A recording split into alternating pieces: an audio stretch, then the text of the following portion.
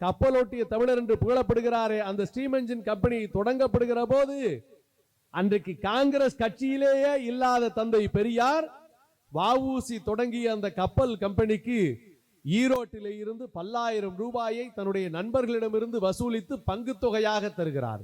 தன்னுடைய சொந்த பணமாக இன்னொரு 5000 ரூபாயை சேர்த்து கொடுக்கிறார் என்று வஉசி பதிவு செய்திருக்கிறார். அது ஒரு கம்பெனி, யாரெல்லாம் ஷேர் வாங்கி இருக்கிறாங்கன்னு டீட்டெயில் இருக்கு. அதை ஆய்வாளர் ஆயிரா வெங்கடாச்சலபதி பதிவு செய்திருக்கிறார். அப்படி மிகப்பெரிய செல்வந்தராக இருந்த தந்தை பெரியார் காங்கிரஸ் கட்சியில் புகழ்பெற்றவராக இருந்த அன்றைக்கு வஉசியை தான் காங்கிரஸ் கட்சியில் இல்லாவிட்டாலும் கூட பெரியார் போற்றி மதித்து அவருக்கான உதவியை செய்திருக்கிறார். பின்னாளில் தந்தை பெரியார் சுயமரியாதைக்கு தொடங்கியதற்கு பிறகு பெரியாருடைய படத்தை திறந்து வைப்பதற்கு வஉசி அழைக்கிற போது வஉசி சொல்லுகிறார், இன்றைக்கு நான் திறந்து வைக்கிறேன் இந்த பெரியாருடைய படத்தை, ஒவ்வொரு நாளும் நீங்கள் பூ போட்டு வணங்கி காலையும் மாலையும் வழிபட வேண்டும். தலைவர் அவர்களுடைய பணி அத்தகைய சிறப்பானது என்று அவர் வஉசி பேசுகிறார்.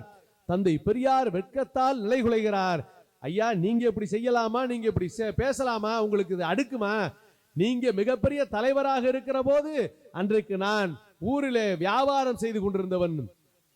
அப்படி அல்ல நாயக்கர் வாழ்வர் சொல்றாரு அன்னைக்கு, அப்படி அல்ல நாயக்கர, இன்றைக்கு எனக்கு கிடைத்திருக்கிற மரியாதை உங்களுடைய உழைப்பால் நீங்கள் உருவாக்கிய சுயமரியாதை இயக்கத்தால் கிடைத்தது என்று வெளிப்படையாக கப்பலோட்டிய தமிழர் வஉசி பதிவு செய்திருக்கிறார். என்றால் இந்த இயக்கம் உருவாவதற்கு முன்னால் இருந்த நிலைமை என்ன, உருவானதற்கு பின்னால் இன்றைக்கு இருக்கிற நிலைமை என்ன என்பதை அருள்கூர்ந்து எண்ணி பாருங்கள்.